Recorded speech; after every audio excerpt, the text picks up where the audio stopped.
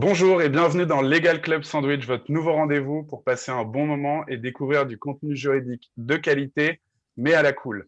C'est tous les mardis et jeudis à midi. Alors, au programme, des invités exceptionnels, des sujets juridiques inédits, et le tout dans un esprit léger pour se vider la tête pendant la pause déj. Je m'appelle Thibaut Caoudal, je suis le cofondateur de Leeway, et pour mener à bien cette émission, je ne serai pas tout seul puisque j'ai la chance d'être accompagné de deux chroniqueurs exceptionnels, Audrey Deléris et Pierre Lambie. Donc, je vais faire les présentations pour commencer. Audrey donc, est chasseuse de tête chez Fed Legal, un cabinet de recrutement spécialisé dans les fonctions juridiques, et a co-créé avec Pierre le premier réseau de juristes français de la tech qui compte aujourd'hui plus de 230 inscrits. Et quant à lui, Pierre est donc avocat au barreau de Paris. Il est passé par Disney, Yahoo, encore Ledger, et également cofondateur d'Enco, une alliance d'avocats représentant les 5 principaux marchés IMD. Pierre propose par ailleurs des services de mentoring juridique et d'accompagnement en leadership à destination des directions juridiques, notamment dans la tech. Pierre, comment ça va ? Ça va super, Thibaut, merci d'avoir eu cette idée, car on doit quand même rendre à César ce qui lui appartient. C'est Thibaut qui a eu cette idée de créer ce nouveau rendez-vous pour les juristes confinés et que tout ce confinement soit moins dur pour nous tous et qu'on se retrouve tous, cette belle communauté des juristes. Et voilà la divine Audrey qui arrive. Comment ça va, Audrey ? Bonjour, ça va très très bien, bien mieux parce que je ne pouvais pas me connecter. Donc écoutez, je suis ravie d'être là enfin et merci Thibaut pour avoir eu cette brillante idée. Merci beaucoup. Alors, pour cette première émission, donc c'est une véritable pointure qui nous fait l'honneur d'être parmi nous. D'ailleurs, c'est un peu la marraine de l'émission. Je vous présente Sandrine Meunier. Donc Sandrine est Chief People Officer chez Aircall depuis plus d'1 an. Avant ça, elle est passée par des boîtes tech comme Ledger ou des structures plus grandes comme La Durée, Estée Lauder, Kering ou La Redoute, entre autres. Aujourd'hui, nous avons le plaisir de la recevoir pour qu'elle nous explique comment réussir son télétravail, car en fait, il a été particulièrement bien géré chez Aircall. Alors, pour ceux qui ne connaissent pas, Aircall, c'est la solution de téléphonie cloud intégrée aux outils business des entreprises. Fondée en 2014, l'entreprise issue du startup studio eFounders a déjà levé plus de 100 millions de dollars depuis sa création et connaît aujourd'hui une phase d'hypercroissance. La scale-up compte maintenant plus de 350 employés, des bureaux à Paris, New York, Sydney et bientôt Madrid, et fait partie du French Tech 100. Aujourd'hui, nous allons revenir sur ce bilan du premier confinement chez Aircall et comprendre comment la politique de télétravail a évolué depuis. Sandrine a aussi des exemples concrets à vous donner pour faciliter votre quotidien au cours des prochaines semaines. Sandrine, bienvenue sur Legal Club Sandwich. Comment ça va ? Ça va très bien. Merci beaucoup pour cette invitation et puis merci beaucoup de me faire l'honneur d'être la marraine de ce premier numéro. Bon, génial. Alors du coup, on va commencer tout de suite avec du concret. Est-ce que tu peux nous expliquer un petit peu quel a été le bilan de ce premier confinement chez Aircall ? Écoutez, volontiers. Le confinement, pour tout le monde, c'est une calamité.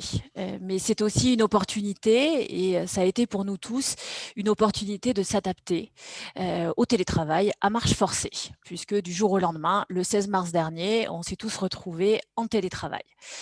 On a appris plusieurs choses. On a appris, quand on est, tu l'as précisé tout à l'heure, on est une société en hypercroissance, on a déjà appris à recruter totalement à distance, sans voir les candidats. Et nous sommes majoritairement des Français, des Latins.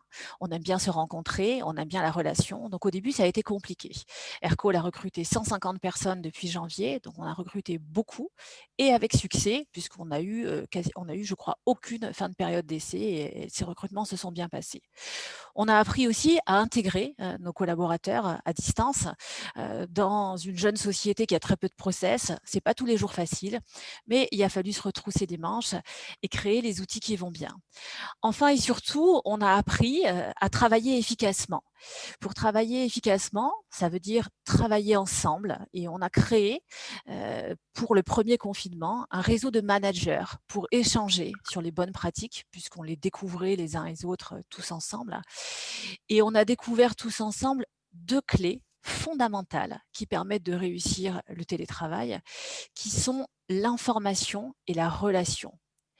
En télétravail, on a, pour beaucoup, très rapidement, quand c'est du télétravail à temps non partiel, on peut avoir un sentiment d'isolement, un sentiment de distanciation, un sentiment aussi, et c'est une réalité, qui accentue les silos dans l'entreprise puisque tout le monde se replie un petit peu sur lui-même.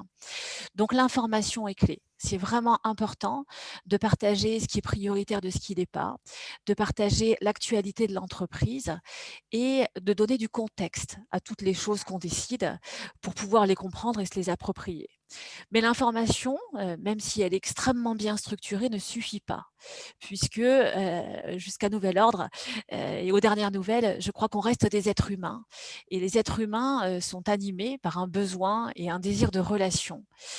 Cette relation, elle est nécessaire pour que chacun puisse donner le meilleur de lui-même.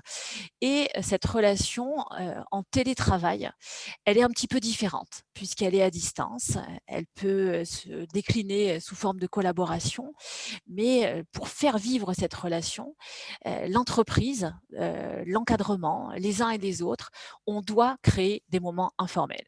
Et ça, c'est important pour la survie de l'espèce, quelque part, de créer ces moments informels pour partager les uns et les autres tous ces moments de machine à café qu'on n'a plus, tous ces moments où on se croise dans le couloir et on échange une information importante, tous ces moments où on rencontre d'autres personnes.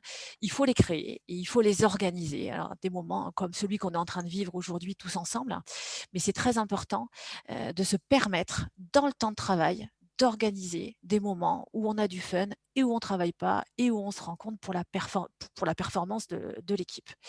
Donc pour nous, chez Aircall, le bilan, on le considère comme positif pour, du premier confinement et du télétravail qui a suivi, puisqu'on a 2 indicateurs qui sont importants, qui sont déjà le business. Est-ce que l'ensemble des projets qui étaient prévus pour ce début d'année et pour cette année 2020 ont été délivrés? La réponse est oui, mais ça ne suffit pas. On monitore et on suit de façon précise. On demande à nos salariés tous les semestres de savoir quel est leur niveau de motivation. Et donc, on leur pose 4 questions en leur demandant est-ce qu'ils sont challengés intellectuellement? Est-ce qu'ils adhèrent au choix de l'entreprise? Est-ce qu'ils se sentent reconnus? Et est-ce qu'ils ont un équilibre vie privée, vie pro? Au regard de ces réponses, on établit une note. Et depuis le télétravail, notre note de motivation n'a jamais été aussi haute, ce qui signifie bien que le télétravail, même s'il a été découvert quelque part à marche ou étendu à marche forcée, a des résultats très bénéfiques pour l'entreprise et pour le collaborateur. Ouais. Et toi, tu penses que c'est principalement le télétravail justement qui a amené ça? C'est-à-dire que ça ressort justement dans ce questionnaire que vous avez pu réaliser? Ou est-ce que c'est la croissance de l'entreprise? Est-ce que tu t'es dit, OK, c'est vraiment ce facteur-là, le télétravail, qui a un impact sur le moral des troupes? Je pense que le télétravail, il y a fortement contribué puisqu'il nous a obligés à communiquer davantage sur notre projet d'entreprise, sur les projets des uns des autres. Il nous a obligés ou il nous a contraints à donner davantage de feedback. Et quand on regarde, je me suis intéressée au levier d'engagement des salariés, puisque la période de télétravail dure, puisque recruter des talents, ça ne suffit pas. Ce qui convient, c'est de faire en sorte qu'ils aient envie de donner le meilleur d'eux-mêmes le plus souvent possible, parce que tous les jours, c'est utopiste. Et quand on regarde qu'est-ce qui fait qu'une personne, elle a envie de donner le meilleur d'elle-même? C'est un mélange entre de la reconnaissance, de l'adhésion aux valeurs de l'entreprise, de l'équilibre dans sa vie et de la liberté.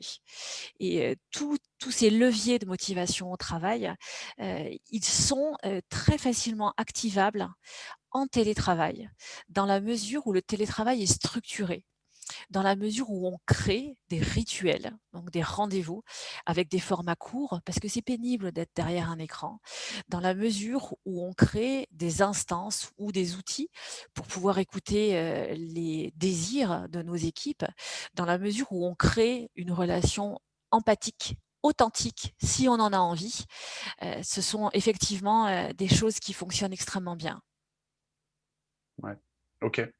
Donc, à la suite de ce premier confinement, vous avez été capable de dire, en fait, ça y est, on passe en full remote, comme on peut appeler ça, ou en télétravail à volonté, c'est ce que tu m'expliquais? Alors, on a été à la suite du premier télétravail, s'est posé la question de réouvrir les bureaux ou non à Paris, puisqu'on a une équipe de 80 personnes à New York qui travaillent toujours en full remote. Les conditions sanitaires ne nous ont pas permis à date de réouvrir nos bureaux à New York. Mais on s'est dit, on s'est réunis et puis on a discuté avec nos salariés en se disant que nous, on est dans la culture d'Aircall, une entreprise où le collectif a beaucoup de sens. Donc nous, on n'a pas envie d'être une société en full remote où les gens se voient que de temps en temps ou jamais. Nous, on a envie de garder des bureaux, mais on s'est dit que c'était une opportunité de pouvoir proposer à nos salariés, quand on a la possibilité d'ouvrir nos bureaux, le choix entre 3 modes de travail. Soit ils travaillent en full remote, si ils en ont le niveau de seniorité qui convient. C'est très difficile pour un junior qui a besoin d'apprendre parce qu'il perd un petit peu de mentoring s'il n'est pas beaucoup au bureau. Mais ça peut arriver et c'est vraiment des cas particuliers qu'on considère. Donc, on va proposer à nos salariés 3 options. Soit ils travaillent en full remote, soit ils travaillent en télétravail. Et donc, on leur propose de travailler entre 1 jour et 4 jours par semaine chez eux. Soit ils travaillent en full-time au bureau. Donc, c'est au choix. C'est une discussion qui a lieu entre le manager et le collaborateur, selon sa fonction, selon sa seniorité, mais c'est extrêmement ouvert. Donc, on a mis en œuvre pour encadrer et pour déterminer un cadre commun, un accord de télétravail qui va dans ce sens-là, qui détermine le process, qui détermine les conditions et qui détermine aussi quels sont les critères pour lesquels on peut accepter ou non chacune de ces positions. On a mis en place cet accord et d'ailleurs un petit clin d'œil avec ce qui est en train de se passer aujourd'hui en France, puisque vous le savez, les discussions sur le télétravail vont reprendre au niveau national et ça c'est encore une opportunité de confinement en espérant qu'elles aboutissent rapidement. Donc ce télétravail, il a été structuré chez Aircall et du coup il a un impact très fort sur notre culture. Donc, on s'est dit, ce qui va changer, c'est que nos managers, maintenant, parce qu'on ne pourra pas et on ne souhaite pas revenir en arrière, vont devoir et vont pouvoir gérer des équipes hybrides avec des gens qui sont là, un peu, beaucoup ou pas du tout. Pour gérer des équipes hybrides, ce n'est pas facile. Donc, on a rechallengé tous nos rituels. Et on s'est dit, on va se réunir une fois par mois en équipe, une fois tous les 3 mois par pays, une fois par an, peut-être tous ensemble ou pas. Mais si on se réunit, il faut que ça ait un sens. Si on se réunit, pas juste pour boire des cafés, mais pour brainstormer ensemble sur des projets, pour passer du temps off, pour aller s'amuser et avoir du fun ensemble, pour se former ensemble. Donc, on a mis en place l'ensemble de ces systèmes et on a complètement restructuré nos bureaux en se disant nos bureaux doivent s'adapter à ce nouveau type de réunion et on a créé des bureaux avec des salles de réunion beaucoup plus fun. Dans nos salles de réunion, il n'y a plus de table. Il y a des canapés, il y a des écrans digitaux dans lesquels on peut faire des brainstorming. On est dans un environnement qui permet la relation, qui permet le collectif et qui nous donne la joie de nous retrouver. Donc, quels ont été les impacts de cette politique de télétravail ?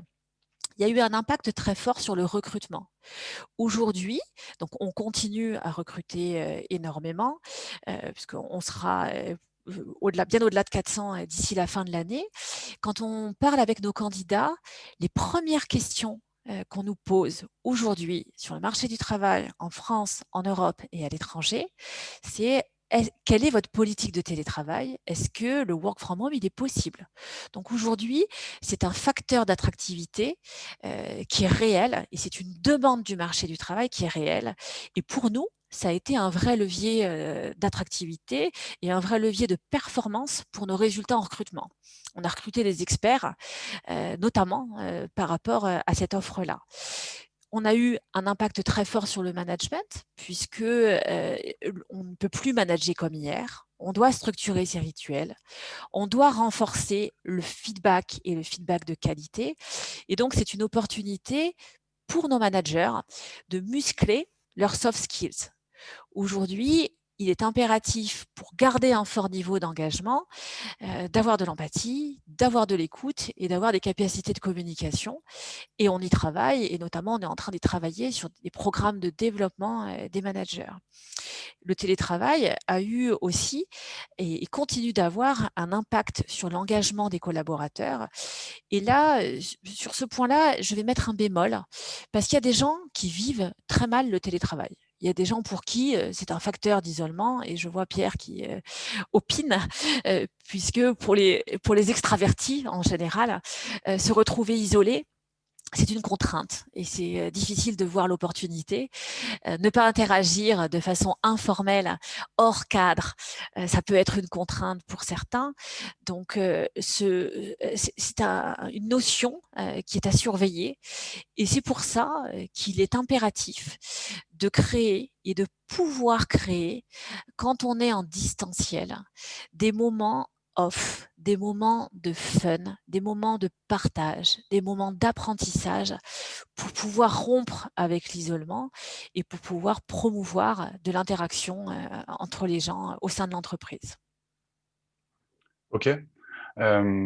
Merci déjà, c'est très complet. Est-ce que tu penses que vous avez le recul nécessaire aujourd'hui pour dire que justement, en fait, toutes ces politiques, cette politique de télétravail est vraiment favorable à l'entreprise? Il y a aussi cette question qu'on peut se poser, qui est de se dire, en fait, on a subi du télétravail lors du premier confinement.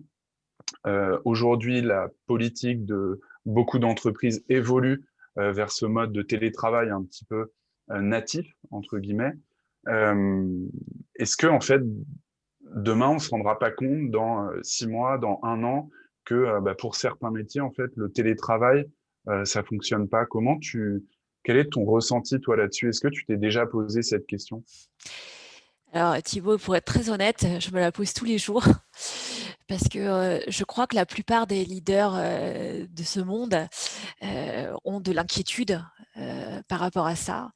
On ne sait pas. On parle tous du monde de demain qui va être différent, les bureaux, etc. Mais on ne sait pas.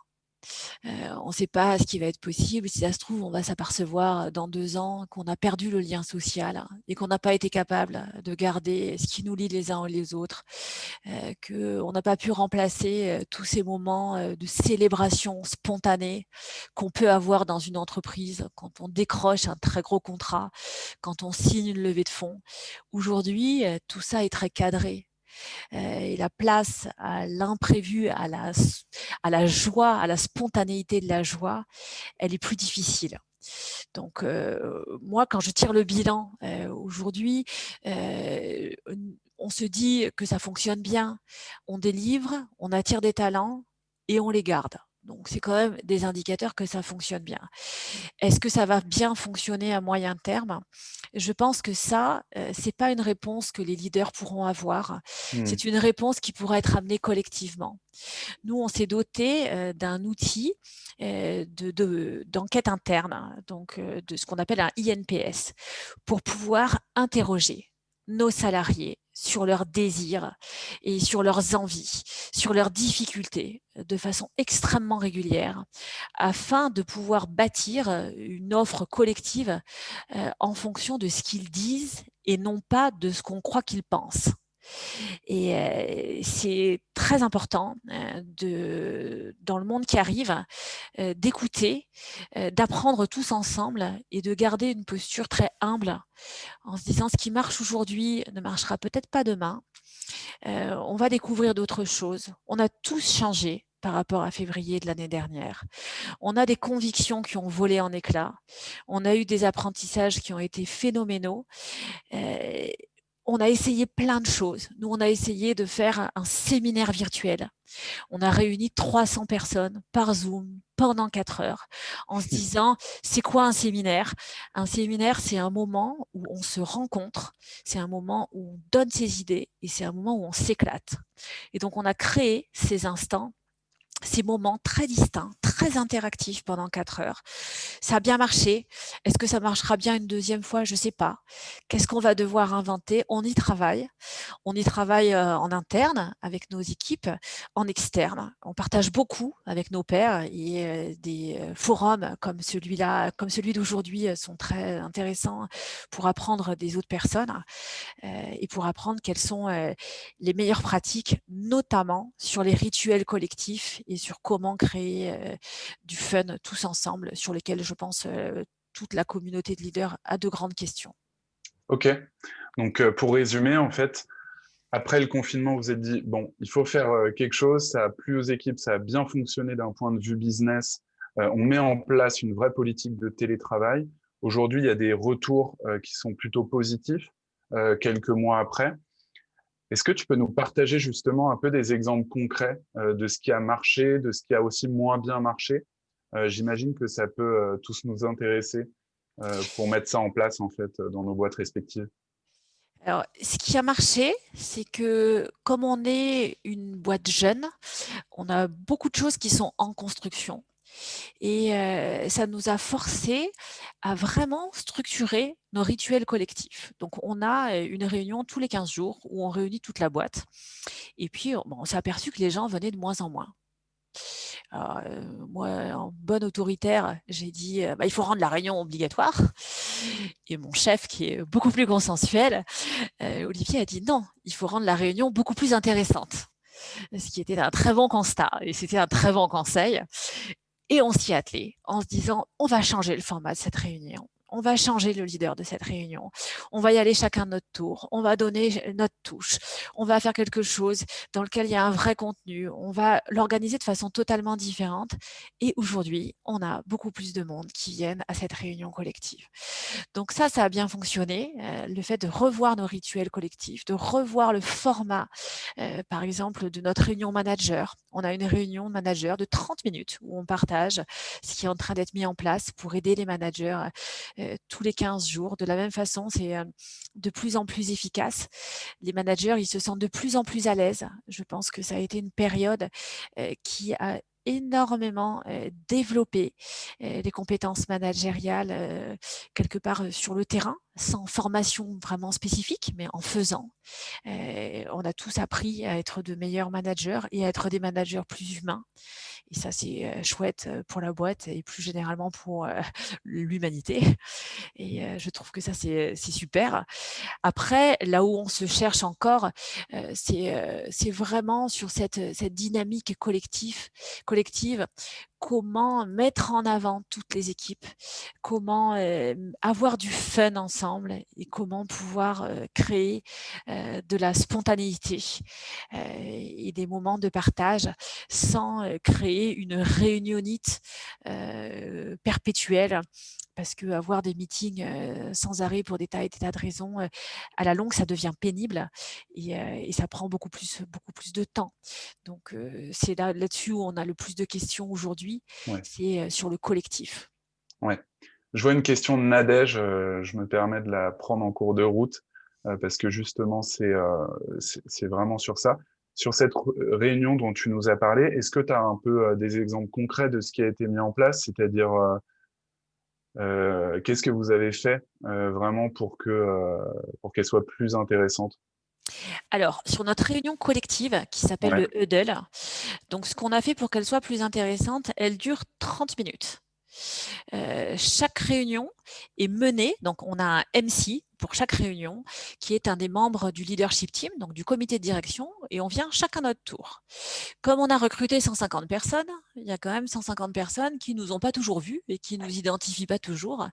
Donc on prend le temps, pour l'instant, de se présenter. Donc ça commence par la présentation du MC. Donc aujourd'hui, c'est Sandrine qui va.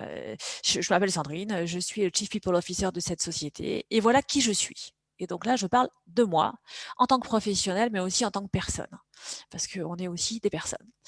Ensuite, dans ce format, on présente des projets qui ont eu lieu, qui ont abouti dans les 15 jours dans l'échelle de temps que couvre la réunion. Et une fois par mois, on présente ce qui est cool et ce qui est less cool, ce qui va bien et ce qui va moins bien. Donc, il y a des présentateurs de projets qui viennent présenter leurs projets en 10 ou 15 minutes maximum. Et en même temps, chaque réunion est terminée par le mot du président, qui est notre fondateur, qui nous donne un mot sur quelque chose qui va s'exprimer sur un sujet business, sur un sujet people, en fonction de l'actualité du moment. On fait précéder, et ça c'est très chouette, on fait précéder cette réunion d'un speed bonding. Donc un speed bonding, c'est un moment dans lequel tous les salariés sont invités et ils vont se retrouver dans une salle de façon aléatoire avec une autre personne avec qui ils vont faire connaissance pendant 5 minutes. Ils pourront avoir une discussion à bâton rompu, ou s'ils sont un peu trop timides, on leur donne un petit questionnaire qui est un peu un questionnaire de Proust sur lequel ils vont pouvoir s'exprimer de façon très spontanée pendant 5 minutes. Donc, ce qui nous permet de rencontrer d'autres personnes et de créer cet informel qu'on n'a plus en ayant supprimé la machine à café. Ouais. Ok, super. Bon, j'espère que Nadège, ça répondra à ta question. On va passer à la petite rubrique de nos deux chroniqueurs qui ont été bien silencieux depuis tout à l'heure. Si vous avez d'autres questions, n'hésitez pas à les écrire. On y répondra avec Sandrine juste après, avant de clôturer du coup ce premier talk. Pierre, c'est à toi. Je crois que c'était. On fait pas Audrey d'abord. Oui, Audrey, c'est à toi. Alors évidemment, on a des jingles, parce qu'il dit chroniqueur dit jingle. Voilà le jingle d'Audrey. Merci. Le voilà. Qui ne marche pas du tout. Voilà. Ah. Jingle Audrey, c'est à toi. J'aurais rêvé de faire ça. Merci à tous, merci pour la petite danse, Pierre. Et merci Sandrine, c'était hyper intéressant ce que tu nous as dit. Ce que je voulais moi vous proposer aujourd'hui, c'est de faire un focus sur l'intégration des collaborateurs en période de confinement. Donc, qui dit confinement dit télétravail. Est-ce que c'est possible d'intégrer du coup des collaborateurs en confinement? Oui, je vous rassure, c'est possible. Sandrine, tu nous en as parlé, donc c'est très rassurant. Moi, je l'ai vu chez plusieurs de mes clients qui ont intégré des personnes en télétravail et qui vont le faire d'ailleurs. J'en ai une qui commence le 9 novembre pour tout vous dire, et ça va bien se passer. Pourquoi ? Parce qu'en fait, on prend les mêmes choses et on adapte. Et ça, je crois que le mot adaptation est hyper important. Donc, on commande le matériel informatique, évidemment, et on le fait livrer chez le collaborateur. Ça paraît évident, mais on s'y prend vite et tôt. Pour le collaborateur, collaboratrice. Le petit déjeuner d'accueil, on le fait virtuellement, ça se passe bien, chacun avec son croissant, son pain au lait, son café, derrière son ordinateur. Des réunions progressivement, etc., tout au long de la semaine pour faire présenter les équipes. Ça, c'est hyper important. Hier, j'ai échangé avec une ARH d'un groupe industriel, une de mes clientes, qui me disait qu'au départ, ils avaient commencé à faire ça avec un collaborateur, puis avec le fil de temps, ils se sont dit... voilà, spontanément, ça a pris un petit peu moins de place. Puis au bout de quelques mois, le collaborateur en question, en fait, ils se sont rendu compte qu'il n'était pas si bien intégré que ça, qu'il n'avait pas la sensation de faire partie d'une équipe, véritablement. Donc attention, voilà, tous ces rendez-vous, ces routines doivent vraiment en fait perdurer dans le temps pour les nouveaux collaborateurs qui sont intégrés, mais aussi, comme tu disais Sandrine, pour des collaborateurs aussi qui sont là depuis un petit bout de temps. Nous, on a fait du coup l'expérience chez Fed avec des cafés du hasard, qui ressemble un petit peu à ce qui s'est passé chez Aircall, avec 5-6 collaborateurs autour d'un café. C'était hyper sympa, les gens étaient hyper contents. Ça permettait aussi de découvrir des gens qu'on ne connaissait pas. Et pour ce nouveau confinement, du coup, donc nouvelle période de télétravail, du coup, moi, pour ma part, moi et mon équipe, on a organisé en fait un point bonne humeur à 15h. Donc, j'ai le deuxième aujourd'hui.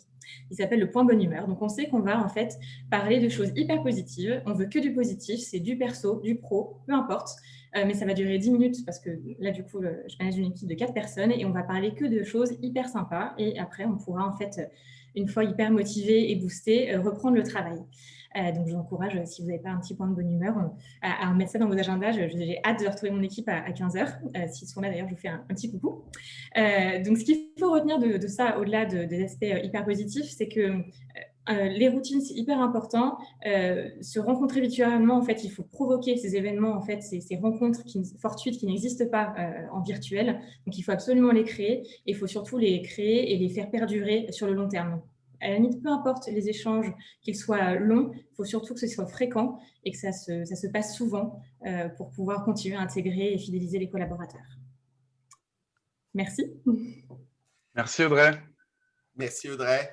Et du coup, c'est à moi là, c'est ça? Bien sûr, Pierre. Ah, enfin, je mets 30 minutes. Alors, bon jingle d'abord.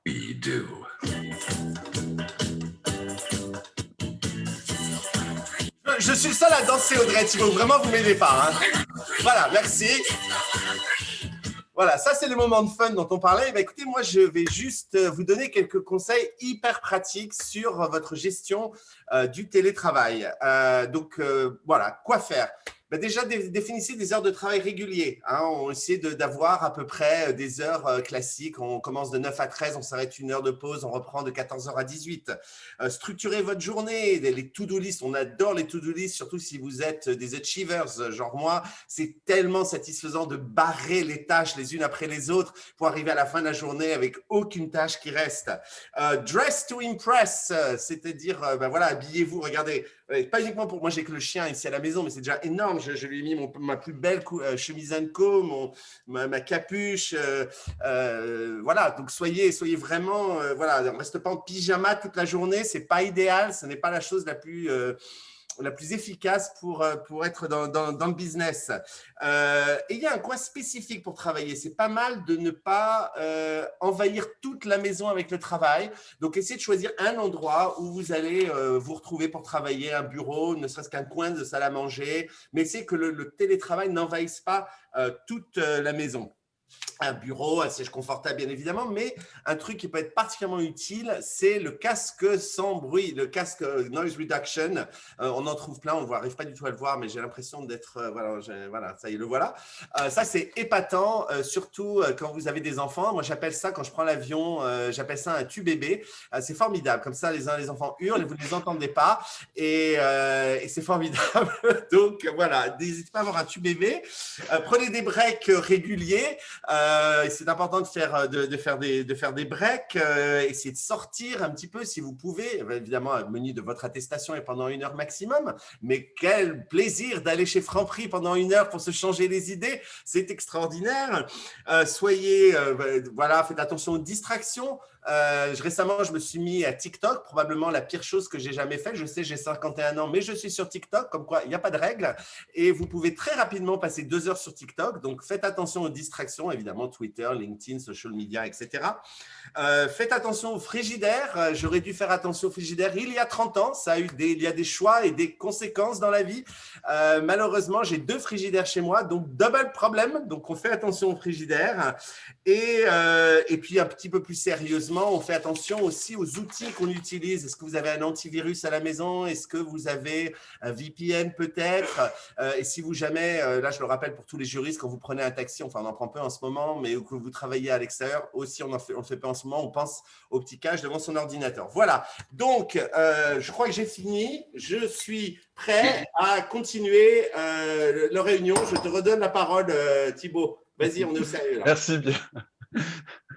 Audrey, j'ai une question tout de suite pour toi de la part de Émilie. Donc concrètement, les moments de fun que tu mets en place là depuis peu chez Fed Legal, comment tu arrives à faire que la sauce prenne entre guillemets, voilà, pour pas pousser, j'imagine, un format aux autres personnes sans voilà, avoir trop d'engouement en face. C'est vrai. Alors, bonne question. Déjà, c'est le jour numéro 2, c'est aujourd'hui, donc je pourrais un peu plus répondre Ouais. demain. Mais hier, ça s'est bien passé, ils avaient l'air contents. En tout cas, c'était pour me faire plaisir et ça me fait déjà très, très plaisir déjà. Donc non, l'idée, c'est que c'est court, c'est un format court déjà pour pas saouler non plus tout le monde. Ça, c'est important. Donc, on s'est donné 5 à 10 minutes et chacun doit préparer sa bonne nouvelle, en fait. Donc, ça va être pour nous dans le recrutement, un placement chez un client. Hier, j'ai une collaboratrice, pardon, Alice, je te cite du coup, qui a été courir le week-end dernier, était super contente et elle a voulu nous en parler. Et tout de suite, on a en fait embrayé sur d'autres sujets, sur des conseils d'application de courses, etc. Et tout de suite, ça a été notre moment hyper sympa en fait entre nous. Et quand on a raccroché, moi y compris, vraiment, j'étais super contente. Donc, j'ai continué mon travail avec encore plus le sourire qu'avant, grâce aux autres en fait. C'est vraiment partager l'info du positif et le sourire. Et Ok. puis pour compléter peut-être la réponse que tu as donnée à Émilie, il ne faut pas hésiter à demander aux équipes de quoi elles ont envie, qu'est-ce qu'ils ont envie de mettre en place. Parce qu'on a tous les uns les autres des équipes qui sont très différentes, qui ont des souhaits, des envies, des besoins qui sont très différents. Donc c'est leur dire, tenez, on va se prendre ce moment, je vous laisse organiser, dites-moi ce qui vous ferait plaisir et de créer un peu ces brainstorming pour être sûr justement d'apporter une réponse qui soit appropriée à la demande des uns et des autres. Ouais. Merci Sandrine. Justement, j'ai une nouvelle question pour toi de Jessica qui nous demande comment aider nos managers quand le télétravail donne le sentiment de perdre une partie importante de leur capital managérial. Euh, Bon, grosse question. Est-ce Ouais, que tu as une idée là-dessus? grosse question et question fondamentale, puisque le capital managérial, qu'est-ce que c'est? C'est la crédibilité qu'on peut avoir auprès de ses équipes. Ça peut être l'autorité ou le leadership qu'on peut avoir auprès de ses équipes. Donc, comme on est loin, on a l'impression qu'on est seul, on a l'impression qu'ils s'en fichent un peu et que peut-être ils vont pas tout à fait faire comme on veut. Donc, c'est très important de se dire il faut structurer les relations avec les équipes. Et pour garder son capital managérial, il faut se dire les choses, donner du contexte. Plus vous allez donner de la visibilité à vos équipes sur ce qui se passe dans l'entreprise, dans les conditions sanitaires, dans les décisions qui ont été prises. Moi, en période de confinement, je réunis toute mon équipe une fois par semaine et je leur dis globalement quasiment tout ce que je sais. Voilà ce qui se passe, voilà ce qui va se passer. Donc, ayez beaucoup, beaucoup de transparence et permettez-leur de poser des questions, soit en collectif, soit en individuel, en créant des moments de one-to-one. Et ces moments de one-to-one, ils doivent toujours commencer par non pas la minute légale, mais la minute empathique, qui est vraiment un comment ça va, sincère et véritable, avec un moment de silence derrière pour accueillir ce qui va se passer. Et plus vous serez transparent et empathique, plus votre capital managérial, il va être renforcé. Ok.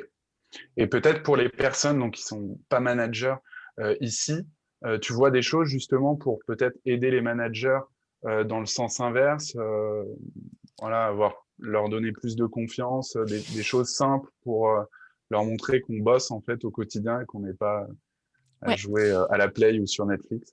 Dites-vous que votre manager, il va globalement être plus inquiet qu'en temps normal, parce qu'il ne vous a pas sous le nez, parce qu'il a un peu de stress, on ne sait pas trop comment tout ça va se passer. Donc, de la même façon, donnez-lui de la visibilité. Et le conseil, c'est le même, transparence. Donnez-lui le plus de visibilité possible. C'est je suis là, ça, je vais te le rendre en retard, j'ai pas pu le finir, ça, je vais te le rendre en avance, j'ai pu le faire. C'est inutile de lui donner de le surabonder d'informations. En revanche, c'est formidable si vous pouvez lui expliquer où vous en êtes, ou les difficultés que vous rencontrez, au moins sur des bases quotidiennes. Il faut que vous ayez un contact avec vos managers au moins une fois par jour, soit sur messagerie instantanée, soit dans un call, soit par mail selon votre mode de fonctionnement. Mais une fois par jour, faites un petit point ou trouvez une occasion de lui dire où vous en êtes. Le confinement et le télétravail c'est vraiment une opportunité de développer ces compétences. Et ce sont des compétences qui sont fondamentales dans un monde dans lequel il va y avoir de plus en plus de machines, quels que soient nos métiers, que ce soit en légal ou ailleurs. Donc, ce qui fera la différence, c'est vos capacités de communication et vos capacités de collaboration. Donc, c'est un bon moment pour s'entraîner et pour les mettre à l'épreuve. Ok, merci Sandrine. On a une autre question de la part de Morgane qui nous demande, par exemple, est-ce que chez Aircall, on a une personne un petit peu qui pourrait être remote manager qui s'occupe justement de tout ça, de créer du lien en interne, de booster peut-être la culture en temps de télétravail. Comment vous est-ce que c'est une personne en particulier qui gère ça ou comment vous êtes organisé? Morgane, je vais t'inviter dans mes discussions budgétaires qui ont lieu ces jours-ci, puisque c'est un poste que je suis en train de demander. C'est ce qu'on appelait avant la com interne. Et l'engagement, c'est de la com interne, c'est de l'event et c'est de l'office management. À un moment, on s'est un petit peu égaré vers quelque chose moi, qui me plaisait pas trop, qui s'appelait l'happiness officer. Pour moi, le bonheur au travail, c'est la responsabilité de chacun et pas de l'entreprise. Quoi qu'il en soit, la responsabilité de l'entreprise, c'est de proposer un cadre pour qu'il y ait de la joie et pour qu'il y ait du partage, pour qu'il y ait de la transparence et pour qu'il y ait de l'information. Donc aujourd'hui, ces tâches-là, elles sont assurées par mon équipe que je salue d'ailleurs ici parce qu'ils font un travail remarquable et assurées également au quotidien par les managers, mais c'est un poste qu'on envisage de créer dès l'année prochaine. Pour créer ce lien. Et j'en profite pour répondre à une question que j'ai vu passer tout à l'heure de Céline qui concernait le Zoom. Est-ce qu'on doit faire des Zooms caméra on ou caméra off? Oui. Nous, et c'est une question qu'on a découvert au début du confinement, on a tous mis caméra on. Au bout de 15 jours, on a tous mis caméra off parce qu'on en avait ras-le-bol de ces meetings et on avait tous envie de faire autre chose pendant ce temps-là parce qu'on avait tous beaucoup de boulot. Et puis, on a demandé à tout le monde de mettre du caméra in. Donc, moi, je vous conseille de faire des petites réunions intéressantes, caméra allumée. Comme ça, on est là et on ne fait pas autre chose. Par contre, on se donne le temps pour faire autre chose. Et ça fait partie de la contrepartie. Ouais. Très bien. Bon, plein d'éléments aujourd'hui. J'espère que ça vous a plu à tous. Sachez que ce format, il est amené à évoluer avec vos retours. Donc, on est hyper ouvert à avoir vos pistes d'amélioration. À partir de la semaine prochaine, on aura du contenu un peu plus juridique qui sera créé pour vous. Donc, on a déjà des top speakers qui nous ont donné un petit peu, qui nous ont fait part de leur envie de participer à tout ça. Jeudi, on a un nouvel event, notamment avec l'India, qui va parler de la prise de parole en public et notamment comment améliorer notre prise de parole lors des vidéoconf, Zoom, Hangout, Teams et autres. Voilà. Est-ce que vous avez un mot, Pierre? Je veux juste te dire, je veux rebondir sur nous donner du feedback parce que cette émission, c'est la vôtre et c'est une idée de Thibaut, mais on a vraiment envie de la voir évoluer. Donc, vous avez compris, on a chacun notre posture et on va essayer de continuer à vous divertir pendant ce confinement. Donc, donnez-nous toutes vos idées et surtout, si on vient vers vous, parce qu'on a une idée de thème et on pense que vous seriez top pour être un de nos next speakers, dites-nous oui, ça nous fera plaisir. Encore un énorme merci à Sandrine de s'être jetée dans cette aventure sans savoir exactement ce qu'elle faisait et voilà, donc merci infiniment et merci à vous par avance si on vient vers vous pour vous demander parce que voilà, c'est pendant le confinement mais on ne sait pas combien de temps ça va durer mais nous on sera là. Audrey? Je ne peux pas dire mieux que ce que tu viens de dire, Pierre. Donc, moi, je suis ravie en tout cas de faire partie de l'aventure encore une fois avec ce trio de choc avec Thibaut et Pierre. Donc, merci encore une fois, Thibaut, d'avoir eu cette super idée et puis d'avoir organisé ça en très peu de temps, parce qu'on en a parlé vendredi, pour tout vous dire. Voilà. Et merci, Sandrine, d'avoir été notre première invitée. Et j'ai hâte de vous retrouver jeudi. Merci à tous. Et je balance le générique de fin. Thibaut, c'est toi qui l'envoie, parce que vous l'avez peut-être raté au début. Je suis reparti. Bye bye. À jeudi. Everybody wanna know how it feels. Everybody wanna see what it's like.